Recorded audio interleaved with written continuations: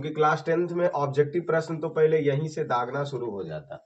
श्रम विभाजन एवं जाति प्रथा कहानी के लेखक कौन है? भीमराव अंबेडकर। श्रम विभाजन एवं जाति प्रथा कहानी के लेखक कौन है?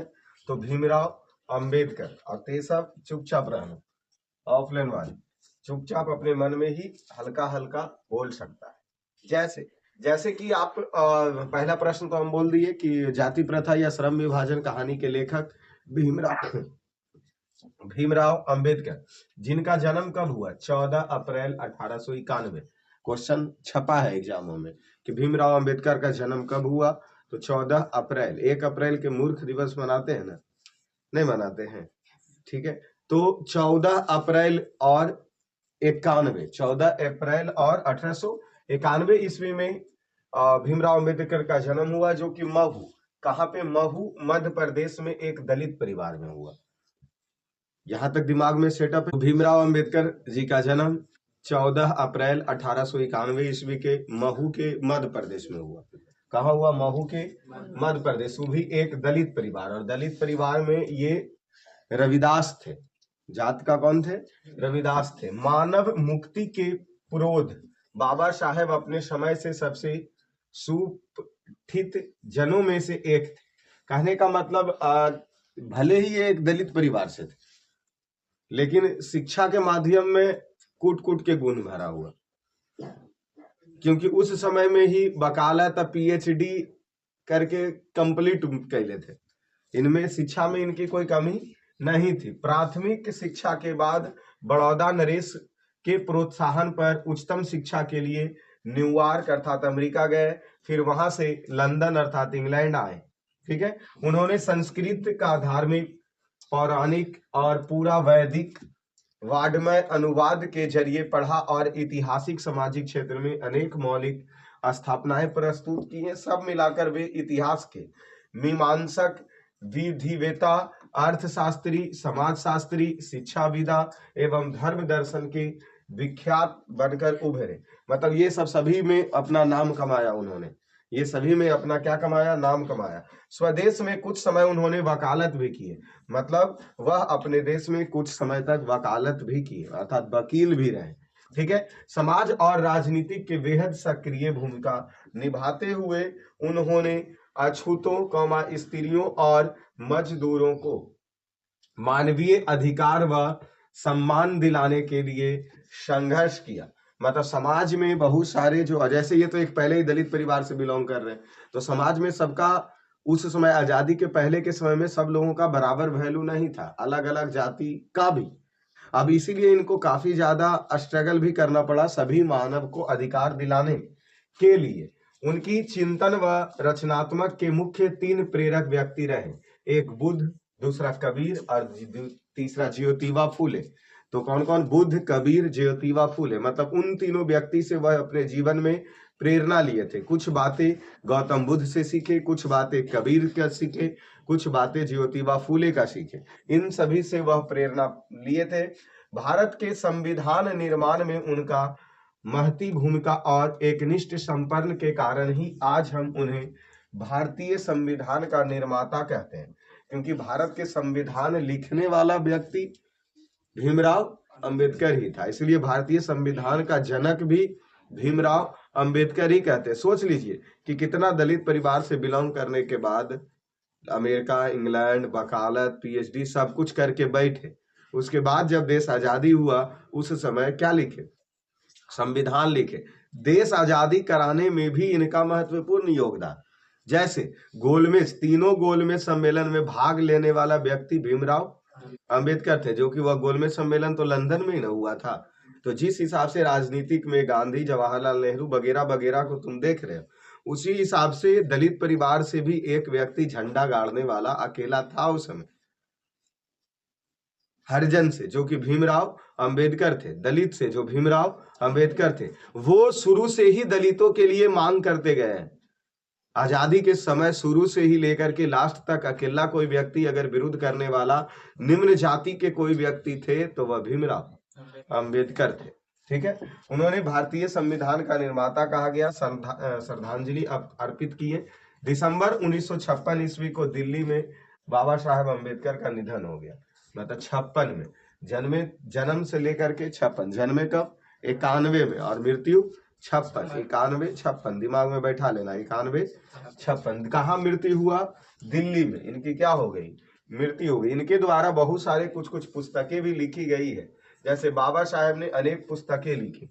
उनकी प्रमुख रचनाएं एवं भाषण है the castes in India, the castes in India, their mechanism, genesis and development, the untouchables, who are they, who are Shudras, Buddhism and communism, Buddha and his the Dhamma, thoughts on linguistic states. मतलब ये सब पुस्तकें अभी एक्यूरेट याद नहीं करना है। ऐसा नहीं कि मतलब अब क्लास 10 में पहुंचे तो लाओ भीमराव अंबेडकर के सभी पुस्तकें याद कर लेते हैं। नहीं, जन्म कहाँ हुआ, किस जगह हुआ, उनके बारे में कुछ विशेष बातें, कि ताकि अगर ऐसा लगे कि हम भी उसके बारे में क्या किए, पढ़ाई किए हैं। The rise and fall of the Hindu women, annihilation of caste आदि। हिंदी में उनका संपूर्ण वाङ्मय भारत सरकार के कल्याण मंत्रालय से बाबा साहेब अम्बेडकर को संपूर्ण वाङ्मय नाम से 21 खंडों में प्रकाशित हो चुके हैं। मतलब इतनी पुस्तक लिखने के बाद 21 खंडों में वाङ्मय का भी हिंदी भाषा में इन्होंने प्रकाशित किया। तो समझ लीजिए कि इतनी सारी पुस्तकें भी लिख चुके हैं, पत्रिकाएं भी बहुत सारे लिखे थे। और आज के लोग जो कुछ तैयारियां वगैरह पढ़ने के बाद 2 शब्द एगो पेज सोच नहीं अपना लिख सकते, ठीक है ना। क्लास 10th में तो तेज बैठल अपन लघु उत्तरीय के आंसर नहीं लिख सकता, दीर्घ उत्तरीय के आंसर नहीं लिख सकते, अरे ऑब्जेक्टिव नहीं याद कर सकते हैं संपूर्ण तरीके से, तो इतनी दूर तो जाना दूर की चीज है। यहाँ प्रस्तुत पाठ बाबा साहेब, यहाँ प्रस्तुत पाठ बाबा साहेब के विख्यात भाषण एनिहिलेशन ऑफ कास्ट के ललई सिंह यादव द्वारा किए गए हिंदी रूपांतरण जाति भेद का उच्छेदित से किंचित संपादक के साथ लिया गया। यह भाषण जाति पाति तोड़क मंडल के वार्षिक सम्मेलन सन 1936 ईस्वी के अध्यक्षीय भाषण के रूप में तैयार किया गया था। मतलब 1936 में इन्होंने कुछ भाषणें तैयार की थी, परंतु इनकी क्रांतिकारी दृष्टि से आयोजक की पूर्णतः सहमति ना बन सकने के कारण सम्मेलन स्थगित हो गया और यह पढ़ा ना जा सका। बाद में बाबा साहेब ने इस स्वतंत्र पुस्तिका का रूप दिया।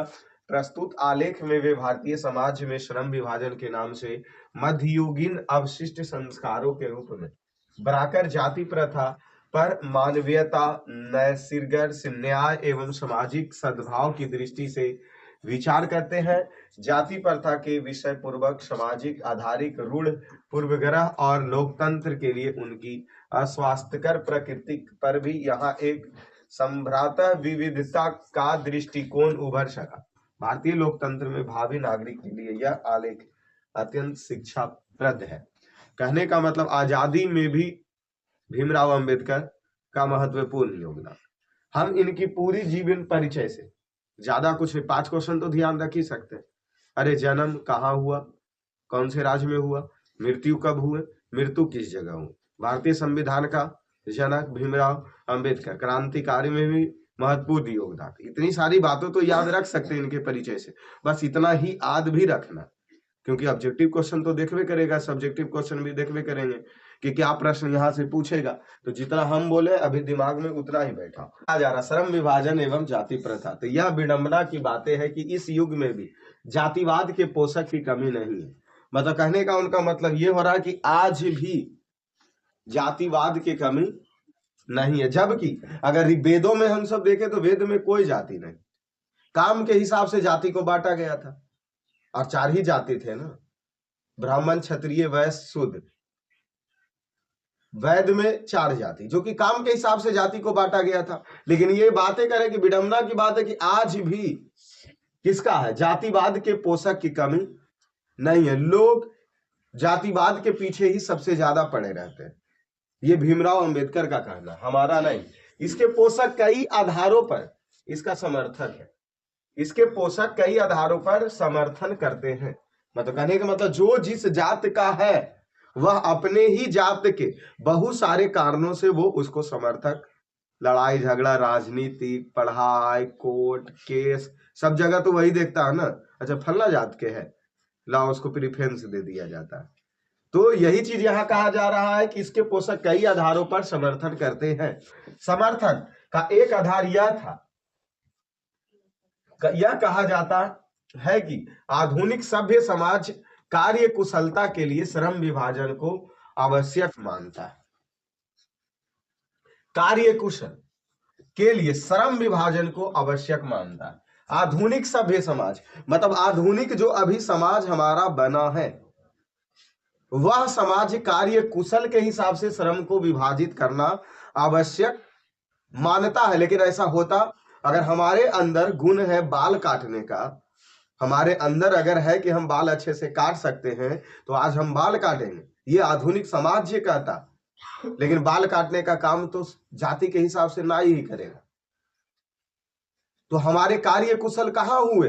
ये भीमराव अम्बेडकर कह रहे कि अगर आधुनिक समाज के लिए आवश्यक है कि जिस व्यक्ति में जो क्षमता है वह व्यक्ति वह काम करना चाहिए, लेकिन जाति तो वो काम करने देगा नहीं, क्योंकि बाल काटने वाले को लोग नाई कह देते हैं, लकड़ी वाले को लोग बढ़ई कह देते हैं, लोहा वाले को लोग लोहार कह देते हैं। नहीं कुछ मिलता तो मजदूरी करने वाले के लोग को मजदूर कह देते हैं, अगर नहीं जाति जानते हैं तो काम के हिसाब से यहां तो जाति ही बांट दिया जाता है। लेकिन आधुनिक समाज का निर्माण होना चाहिए कार्य कुशलता के हिसाब से, किस व्यक्ति में जो कुशलताएं हैं उस तरीके के वो काम करते, तब वो बनता आधुनिक समाज। लेकिन ऐसा आधुनिक समाज में आज भी नहीं है, आधुनिक समाज में ऐसा आज भी नहीं है। तो श्रम विभाजन आवश्यक मानता है। और क्या मानता है? चूंकि जाति प्रथा भी श्रम विभाजन का ही दूसरा रूप है। अब जाति प्रथा, श्रम विभाजन, जिस जाति में जो बच्चे जन्म लेंगे काम वही करेगा। यहां कार्य कुशलता के हिसाब से काम नहीं मिलता, यहां जाति के हिसाब से काम मिलता है। जिस घर में जन्म लिए, अगर सोनार के यहां जन्म लिए तो तय है कि सोने चांदी बेचेगा, ये जाति कहता है। लेकिन आधुनिक समाज में ऐसा नहीं होना चाहिए, कार्य कुशल के हिसाब से होना चाहिए। श्रम विभाजन जाति पर था तो वही तो, जिस जाति में जन्म लेंगे काम भी वही करेंगे, श्रम विभाजन का दूसरा रूप है। इसीलिए इसमें कोई बुराई नहीं है कि इस तर्क के संबंध में पहली बात तो यह आपत्तिजनक है कि जाति प्रथा श्रम विभाजन के साथ साथ श्रमिक विभाजन का भी रूप लिया है।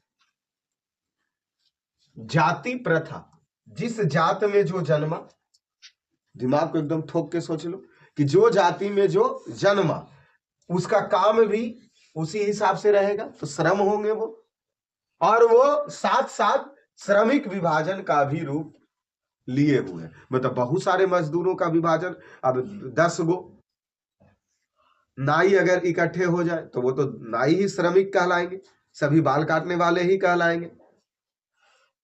लेकिन आधुनिक समाज, और इसी वजह से जब तक आधुनिक समाज के तरीके से अगर नहीं सोचेंगे तब तक मन में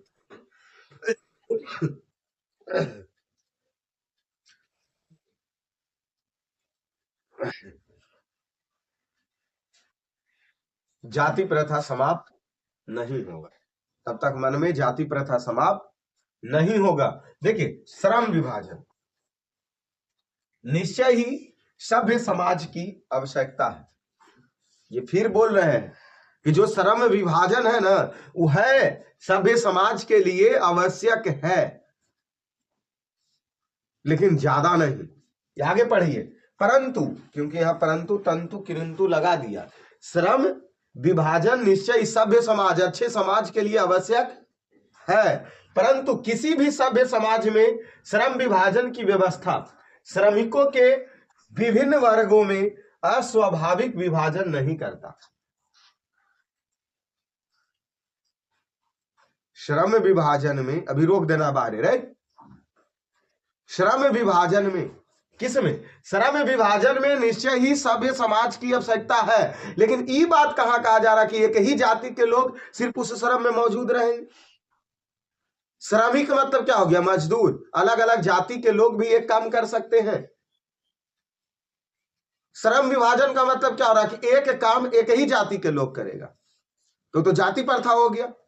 एक काम अलग अलग जाति के लोग भी आके करेंगे, श्रमिक विभाजन हो गया। यही बात ही बोले, श्रम विभाजन एक सभ्य समाज की आवश्यकता है, परंतु उसमें कोई एक जात नहीं जाके काम करे, सभी जात के लोग रहना चाहिए वहां, तब वो कहलाएगा श्रमिक विभाजन, और तभी जाकर के एक अच्छे समाज बनेंगे। इनकी पूरी कहानियां में फोकस इतना ही बात के रहेगा कि जो निम्न जाति, दलित परिवार, जो निम्न जाति के लोग हैं उनको ऊपर उठाना, एक अच्छे पौदान दिलाना, यही चर्च रहेगा। चलिए देखिए, भारत की जाति प्रथा की एक और विशेषता समझिए कि अगली विशेषता क्या है। भारत की जाति प्रथा की एक और विशेषता यह है कि यह श्रमिकों का अस्वाभाविक विभाजन ही नहीं करता, बल्कि विभाजित वर्गों को एक दूसरे की अपेक्षा उच्च नीच की करार देता है, जो कि विश्व के किसी भी समाज में नहीं पाया जाता। यहां खाली ये बोल रहे हैं कि भारत की जाति के प्रथा में एक विशेषता ये भी है कि मजदूरी और श्रम का सिर्फ अंतर नहीं है, बल्कि उच्च नीच का भी अंतर कर देते, जो कि विश्व के किसी भी समाज में ऐसा सभ्य नहीं मौजूद है। फल्ला जाति के तो ऊंचा, ब्राह्मण जाति के है तो घर में आते ही कुर्सी, दलित परिवार से है तो वजे रुक जाओ, अंदर मत आओ। समाज में ये सब चीजें मौजूद है, और ये जब कहानियां जब लिखे, सोच लो 56 से तो पहले लिखे होंगे ना, क्योंकि 56 में तो चल बस, तो जिस समय ये कहानियां लिख रहे हैं ना, उस समय ऊंचे जाति के लोग नीचे जाति के लोग को देखना नहीं चाहता था। अगर कुर्सी पर बैठल है, रास्ते से जा रहा, उठ जाना पड़ता था।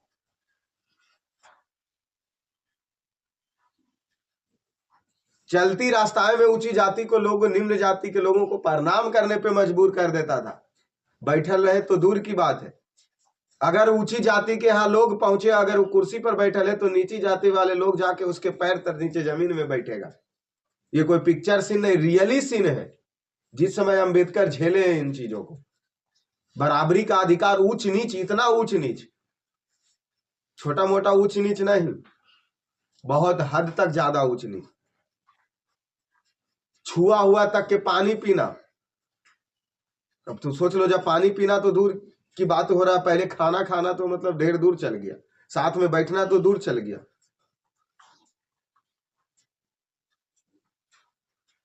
तो जाति प्रथा में ये समझा रहे हैं कि भारत में सबसे श्रम विभाजन, श्रमिक, ये सब तो है जो है, ये सबसे बड़ी बात ये है ना कि समाज बढ़ जाने के बाद ऊंचे नीचे का पौधान सबसे ज्यादा हो जाता है, और ये विश्व के किसी भी समाज में ऐसा नहीं है, पर भारत के समाज में है, आज भी मौजूद है, भले ही पहले से कुछ कमा है। और कमने का रीजन ये कि दलित परिवार और नीचे जाति के लोग भी जो कुछ ऊपर जाना शुरू किए हैं, कुछ ही कमा है। ऐसा नहीं कि जिस तालाब में हम जी रहे हैं तो सभी तालाब में उतने ही मछलियां वैसे ही जी रहा, ये चीज नहीं है, आज भी मौजूद है जाति प्रथा, ऊंच नीच। चलिए आगे चले, चलिए देखिए फिर क्या ये कह रहे हैं कि जाति प्रथा को यदि श्रम विभाजन मान लिया जाए, मजदूरों को विभाजित अगर मान लिया जाए, तो यह स्वाभाविक विभाजन नहीं है। अगर हम श्रम विभाजन को मान भी लेते हैं तो यह स्वाभाविक विभाजन नहीं है, क्योंकि यह मनुष्य की रुचि पर आधारित नहीं है। अगर ऐसा है कि जिस समाज में जो व्यक्ति जन्म लिया उसका जाति वही है, उस व्यक्ति का रुचि कभी होगा कि हम वही जाति के बन के रहे? अरे जन्म लेने वाले बच्चे को क्या कसूर कि वो ऊंची जाति में जन्म लिया कि नीची जाति में, वो तो सिर्फ जन्म लिया। अब उसके रुचि अगर हो रहे हैं कि कोई कि हम ब्राह्मण बने, पूजा हम करवा सकते, मंत्र हम पढ़ सकते, क्या वो मंत्र पढ़ेगा? उसे कोई पूजा करवाएगा? नहीं करवाएगा। वही तो बातें यहां कह रहा है कि स्वाभाविक विभाजन नहीं होगा, क्योंकि मनुष्य की रुचि पर आधारित नहीं है। कुशल व्यक्ति या सक्षम व्यक्ति समाज का निर्माण करने के लिए यह आवश्यक है कि वह व्यक्ति की क्षमता इसकी सीमा तक विकसित करे। मतलब उस व्यक्ति का क्षमता इतनी सीमा तक विकसित किया जाए कि कोई जरूरी नहीं कि नौवा के यहाँ जन्म लिया सब दिन नौते पहुंचाएगा, सब दिन बाले काटेगा, नहीं, उसके अंदर ऐसा कुशल का विकास होना चाहिए कि वो दुनिया के कोई भी काम कर सके। तभी तो आधुनिक समाज बनेगा, तभी तो लोग डेवलप ज्यादा करेंगे। अरे तो उपमा देने वाले लोगों का आज भी गांव में कमी नहीं है, फलना डॉक्टर नहीं बने जा रहे वो, तो ई के काम क्या करते, मतलब उसके जाति को लगा करके चप्पल के सिएगा, ऊ के करेगा, ई के करेगा, मजदूरी के करेगा, वैसे लोग बोलते हैं। तो आज भी जाति प्रथा मौजूद है, विकसित होगा, जिससे वह अपने पेशा या कार्य का चुनाव स्वयं कर सकेंगे। लेकिन ये तो अवेलेबल अभी कुछ हुए हैं, कुछ परिवर्तन 10%, 15%, 20% परिवर्तन हुए कि व्यक्ति अपने स्वयं कुशलता के हिसाब से कार्य का चयन कर सकता है। जैसे कुछ कुछ काम हम देखते हैं, जैसे मुस्लिम लोगों का बाल काटना, एक जगह और हम सुने हैं कि मतलब जो ऊपर नीचे पासवान जी से जो बिलोंग है वो बाल काट रहे हैं, तो अपने कुशलताएं के हिसाब से, कुशलताएं के हिसाब से अपना काम कर रहे हैं कुछ ही जगह। अब ऐसे तो तुम सबके भी मन में ये चीजें होगा, अपने गांव देखो, समाज देखो कि क्या ऐसा हो रहा है कि कुशलताएं के हिसाब से लोग काम का चयन कर रहे हैं, जाति के हिसाब से नहीं। अभी हम बगल में बिल्डिंग मारने वाले में तो बहुत सारे लोग को अब तो देख रहे हैं कि अलग अलग जाति के लोग भी वही काम कर रहे हैं, मतलब लोहा वाला काम कर रहे हैं, तो वो उनकी कुशलताएं के हिसाब से अब जाति बन रहा। तो यही एक अच्छे समाज होंगे। जन्म के हिसाब से कार्य का निर्धारण एक अच्छे समाज नहीं है।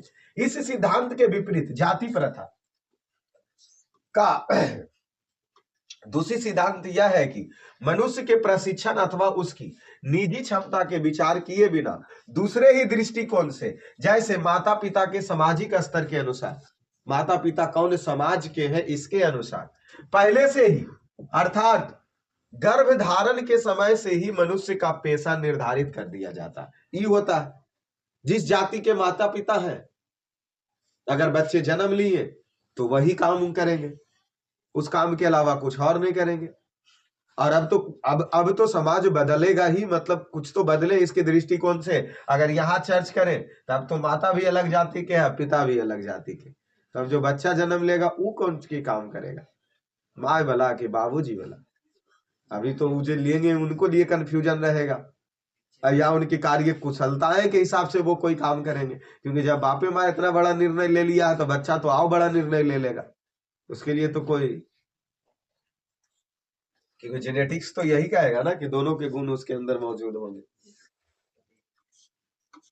चलिए फिर देखिए यहाँ क्या कह रहा, जाति प्रथा पेशा का दोषपूर्ण पूर्व निर्धारण ही नहीं करता।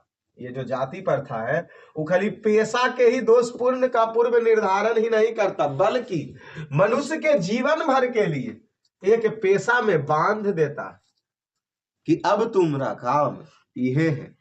अगर तुम उस परिवार में जन्म लिए हो तो तुम्हारा काम वही है। ये को लग रहा है कि नहीं नजर आ रहा, सच्चे में नहीं नजर आ रहा, तू सबके साथ है वाला एकदम लगिए रहा हमारा विशिष्ट लक्षण। तो वही चीज कहा जा रहा कि जीवन भर के लिए उसे एक को पेशा में बांध दिया जाता है, बांध दिया जाता है ना। आज तो हम देख सकते हैं नई चीज कि हमारा काम है 4 गो गाये रखना, 5 गो भैंसे रखना, यही काम पे निर्धारित पहले बांटा होगा। कृषि ही करना, मजदूरी ही करना, ब्राह्मण नहीं बन सकते। और जब पोथी पढ़े आ रहा है तो ब्राह्मण क्यों नहीं बन सकते? हमारे अंदर कार्य कुशलताएं हैं, जेनेटिक्स में निर्भर करता है। अरे जेनेटिक्स के हिसाब से जाति को बांटा गया, प्रकृति के हिसाब से नहीं ना, समाज बांटे हैं जाति को। आगे देखें, भले ही पेशा अनुपयुक्त अपर्याप्त होने के कारण वह भूखे काहे नहीं मर जाए। जे जाति में जन्म लिए काम तो रहा वही जाति के करना, भले ही तोरा में इनकम हो या ना हो, पेट भरे या ना भरे, परिवार का भरण पोषण हो या ना हो। लेकिन हम अपने दृष्टिकोण से हम बतलाते कि हम बहुत सारे लोगों को अब सुने हैं कि जैसे अब अगर न्योता देने वाले अगर आ रहे हैं नाई जात के, तो उनकी माता या उनके पिता जो पहले से आके कर रहे हैं, अब वो आके बोलते हैं कि नहीं अब हमारे बाल बच्चा ये काम नहीं कर दो। अब वास्तविक चीज हम देख भी रहे हैं कि थोड़ा छोड़ता भी जा रहा। पहले नौवा का गांव एक गांव से दूसरे गांव में जाके न्योता पहुंचाना होता था। और अभी की परिस्थिति ये बच गया कि अब तो वो आना भी नहीं चाह रहे। कुछ कुछ जगहों पर चल रहा है जो चल रहा। ब्राह्मण का गांव गांव मतलब एरिया बाय एरिया बटल ये होता था, आज भी है कुछ जगहों पर, लेकिन अब बहुत सारी जगहों पर तो हम देख रहे हैं कि अब भी छूट रहा। तो धीरे धीरे जब एक आधुनिक समाज अगर दिमाग में सबके ठूकेगा किल्ला, पंडित जी की हम सबके तरफ ही जो ब्राह्मण आते हैं अब वही बोलते हैं कि हमारा बाल बच्चा ये सब नहीं करेगा, क्योंकि करने में सक्षम है, इनसे पेटे नहीं भरेगा, इनसे रोजगार नहीं मिलेगा, ये काम करबे नहीं करेगा। अब बताओ तब जाकर के पूरी समाज निपटेगा कि जब इस बात ब्राह्मण को पता चल जाए कि सिर्फ हमारे ब्राह्मणी या पूजा पाठ करने से हमारे परिवार का भरण पोषण नहीं होगा, तो वो अपने तुरंत के कार्य कुशलता के हिसाब से न काम को ढूंढेगा।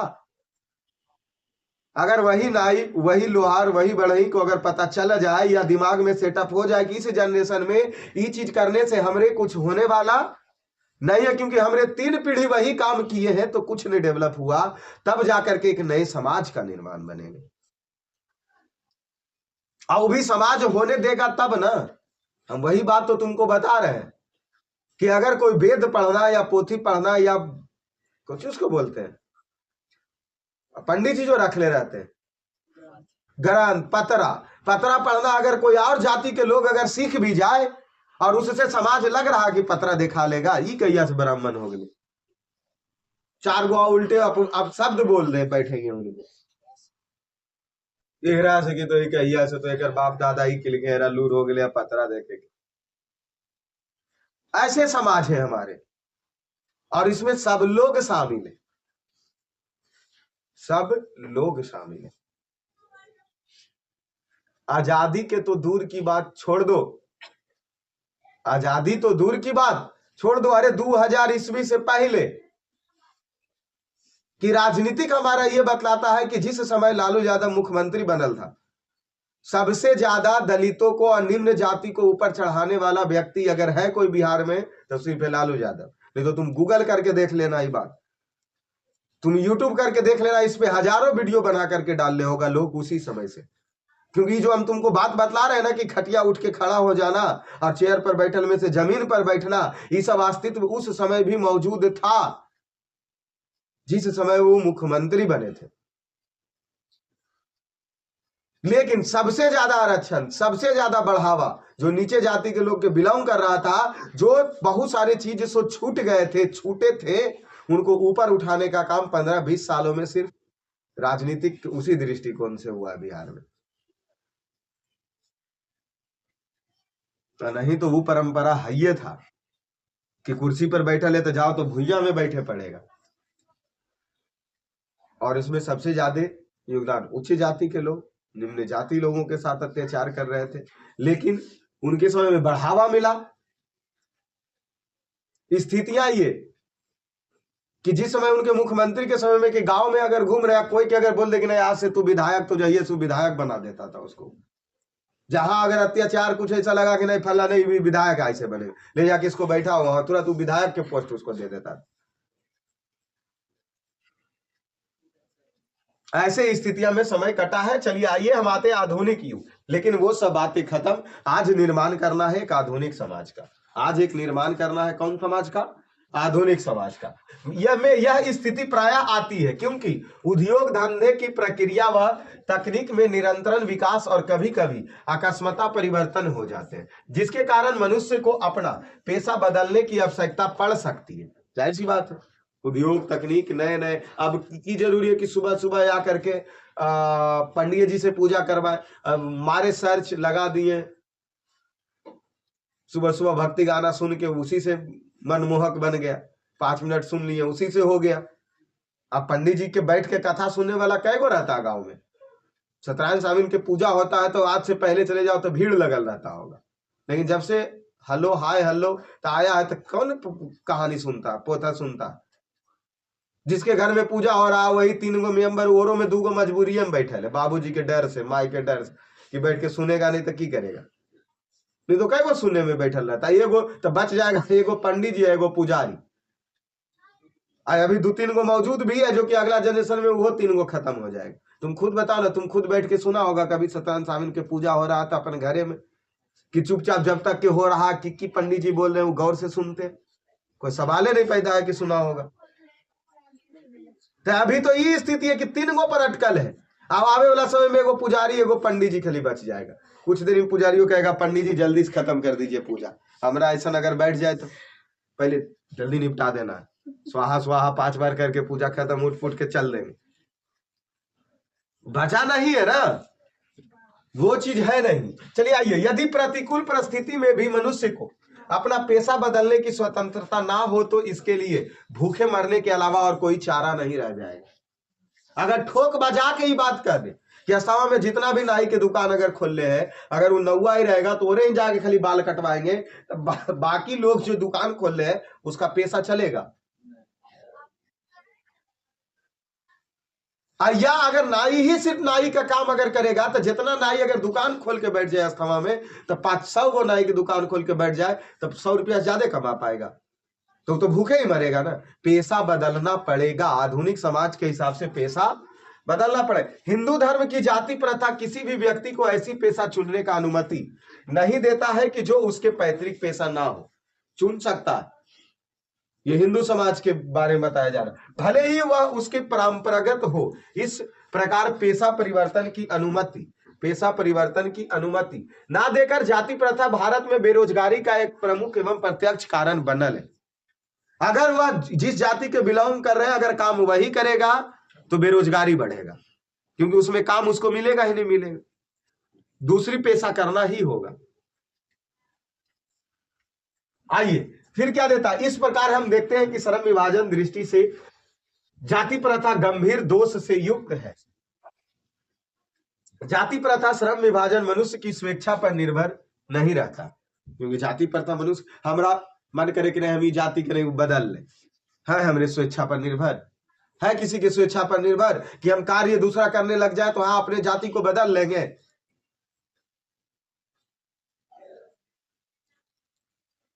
अरे तो बदलने के लिए तैयार कौन कौन है।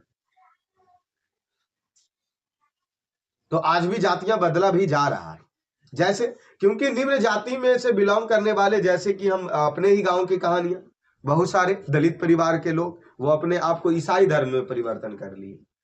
अब मृत्यु होने के बाद उनका ईसा मसीह वाले वो आते हैं सफेद सफेद ड्रेस पहन के, तो उनकी जो लाशें होते हैं उनको मतलब ले जाता है, कुछ अलग तरीके से ही अंतिम संस्कार किया जाता है ईसा मसीह के धर्म के अनुसार। अब बाकी तो सब में जेरा जाति अपना बदलना है, वो अंतर जातीय विवाह कर ले, सबका जाति बदल जाएगा, ऊपर से नीचे, नीचे वाला ऊपर, ऊपर वाला नीचे, खत्म बात। हाँ ऊपर नीचे जैसे जेकरा इच्छा है। आ जाओ मनुष्य की व्यक्तिगत भावना तथा व्यक्ति, अरे इसमें आज सरकार देखो, हम तो ये शब्द बोले तो तुरंत लगा मास्टर पगला गया, की बात बोल रहे हैं। अंतरजातीय विवाह में कोटा कई रुपया दे रहा है, 3 लाख 2 लाख 2.5 लाख 3 लाख काहे लगी कि नहीं। अंतरजातीय विवाह लोगों को करे तभी जाकर के समाज में जाति प्रथा क्या होगा, समाप्त होगा। अब हमरा कहे का मतलब नहीं हो रहा कि तू करिए ले, अभी बात हुई तो पता है ना कि कोर्ट में पैसा इतना देता है, तब वहां से तो प्रेरणा नहीं मिला। तो 3 लाख नहीं सरकार दे रहा, वो कब दिया 2 लाख 2.5 लाख थोड़ा था, आओ कि लेगा अरे में बम बकरा ले वो नहीं मिलेगा तू राइट। व्यक्तिगत रुचि तथा इसमें कोई स्थान एवं महत्व नहीं रहता। इस आधार पर हमें यह स्वीकार करना पड़ेगा कि आज का उद्योग में गरीब और उत्पीड़न इतनी बड़ी समस्या नहीं है जितनी कि यह बहुत से लोग निर्धारित का कार्य अरुचि के साथ केवल विश्वासवश करते रहते हैं। ऐसे स्थिति में स्वाभाविक मनुष्य की दुर्भावना से ग्रस्त रहकर टालू काम करने एवं काम करने के लिए प्रेरित करता। मतलब हमारा इच्छा है ये नहीं है कि 4 गो गाय रखे और वह गाय गारे कभी लूरो नहीं, या कहेगा कि तू गाय रख, तो मन लगेगा वो काम करे में। तो टालू काम अच्छा छोड़ना आज नहीं कल कर लेंगे, क्योंकि इरादे नहीं। अरे वास्तविक चीज तो उसका अंदर से इच्छा नहीं है कि हम वो काम करें। तुम सबका मास्टर जी नहीं आए हैं अभी तक? रे चुहाड़ लोग, मास्टर जी नहीं आए हैं अभी तक? ऐसी स्थिति में जहां काम करने वाले ना दिल लगता है ना दिमाग लगता है और कोई कुशलता और कैसे प्राप्त की जा सके। मतलब जो काम हमरा करे का मैंने नहीं वो काम करे लगी हमरा थोपरा दे दे गोबर ठोके लगी तभी भी नहीं करता तो कहां से ठोकेंगे? तो बढ़िया नहीं कहेंगे कि लकड़ी पर खाना चूल्हा पर नहीं बनाएंगे पैसा 10 रुपया कमा के। एक मोटी सी बात। और आज के मतलब इस जनरेशन के महिलाएं या गर्ल्स लोग भी उस काम करने से अब हाथ उठाते हैं, हमरा से नहीं होगा ये काम, होबे अन्यथा नहीं होबे, हमको मतलब नहीं है ये चीज। भले ही परिवार की परिस्थितियां, मजबूरी, बेरोजगारी उसको जो करवा दे, लेकिन आज इन चीजों से भी वो कतराते हैं। अतः यह निर्बाध रूप से यह सिद्ध हो जाता है कि आर्थिक पहलू से भी जाति प्रथा हानिकारक प्रथा। ये बात तो सच है, और जो नहीं मानता है वो तो अब तो इतना समझा है। हानिकारक प्रथा, जाति प्रथा एक कौन प्रथा? हानिकारक प्रथा। तो एकरे में एगो कहावत नहीं कहा जाता है कि वास्तविक में कुत्ता कुछ कितनों गाड़ के रख देगा तो सीधा होबे नहीं करेगा, चाहे 6 महीना का है नहीं उसको गाड़ के रख दे, कब कोई उपाय ही नहीं है, वो हमेशा टेढ़े रहेगा क्योंकि परंपरा जो उसका है टेढ़ा रहे के। क्या बात है, क्योंकि यह मनुष्य की स्वाभाविक प्रेरणा, रुचि व आत्मा शक्ति को दबाकर उन्हें अस्वाभाविक नियमों का जकड़ कर निष्क्रिय बना देता है। अब मैं समस्या, अब यहाँ देखिए साफ शब्दों में नीचे छोड़ के लाइन लिखे हैं, तो यहाँ अब वो ठोस बातें कहेंगे और वो ये कह रहे हैं कि अब मैं समस्या के रचनात्मक पहलू को लेता हूं। मेरे द्वारा जाति प्रथा की आलोचना सुनकर आप लोग मुझसे यह प्रश्न पूछना चाहेंगे कि यदि मैं जातियों के विरुद्ध हूं तो फिर मेरे दृष्टि से आदर्श समाज क्या है? अब तो क्योंकि इतना सारा बात जाति प्रथा सुनने के बाद अगर तुम्हारे मन में ये सवाल उत्पन्न हो कि ठीक है हम नहीं मानते हैं जाति प्रथा, नहीं जाति प्रथा के हिसाब से समाज का निर्धारित होना चाहिए, तो फिर आदर्श समाज बनना कैसा चाहिए? ये शब्द भी तो मन में सवाल उठता है कि समाज में कैसे होना चाहिए जो कि एक आदर्श समाज हो। तब मेरा उत्तर होगा कि मेरे आदर्श समाज स्वतंत्रता, समता, भातृत्व पर आधारित हो। क्या यह ठीक नहीं है? भातृत्व अथवा भाईचारे में किसी को एक आपत्ति हो सकती है, किसी को आदर्श समाज में इतनी गतिशीलता होनी चाहिए जिसे कोई भी व्यक्ति वांछित परिवर्तन समाज के एक छोर से दूसरी छोर तक संचारित हो सके, मतलब कहीं भी आ जा सके, भाईचारा होना चाहिए, स्वतंत्रता होना चाहिए, जो करने का उसको मन है काम वो काम करे। अगर यही बात उच्च जाति के लोग भी अगर सोच ले तो निम्न जाति वाले लोग निम्न जाति के रहेंगे? नहीं रहेंगे। भाईचारा, स्वतंत्रता बढ़ेगा। ऐसा समाज में बहुविध हितों में सबका भाग होना चाहिए तथा सबको उनकी रक्षा के प्रति सजग रहना चाहिए। सामाजिक जीवन में आबंध संपर्क से अनेकों साधन व अवसर उपलब्ध रहने चाहिए। तात्पर्य यह है कि दूध पानी के मिश्रण की तरह भाईचारा, क्योंकि प्रश्न पूछेगा कि किस तरीके के समाज भीमराव अंबेडकर ने बनाना कहते थे, दूध पानी की तरह, जैसे दूध और पानी को मिक्स कर देते हैं ना, वैसे ही समाज बनना चाहिए। यही वास्तविक रूप है और इसे दूसरा नाम लोकतंत्र है, क्योंकि लोकतंत्र में केवल शासन के एक पद्धति ही नहीं, लोकतंत्र मूलतः सामूहिक जीवनचर्या में एक रीति और समाज के सम्मिलित अनुभवों को आदान प्रदान का नाम है, और इसमें यह आवश्यक है कि अपने साथियों के प्रति श्रद्धा एवं सम्मान का भाव हो। ऐसा समाज बनना चाहिए, सब लोगों का बराबर अधिकार हो, समानता हो, स्वतंत्रता हो। ठीक है, ये भीमराव अम्बेडकर बोल रहे हैं। लेकिन आज भी ऐसा समाज है नहीं। ठीक है, आज भी ऐसा समाज है नहीं। साथ में इनके क्वेश्चन आंसर कुछ दिए गए हैं क्या, लेख के किस विडंबना की बात करते हुए विडंबना का स्वरूप है, तो इस क्वेश्चन आंसर तो सब लोग खुद दे बनाए गए। ठीक है, क्योंकि अब सिर्फ चलेंगे मॉर्निंग में कहानियां, क्वेश्चन आंसर आपके हाथों में।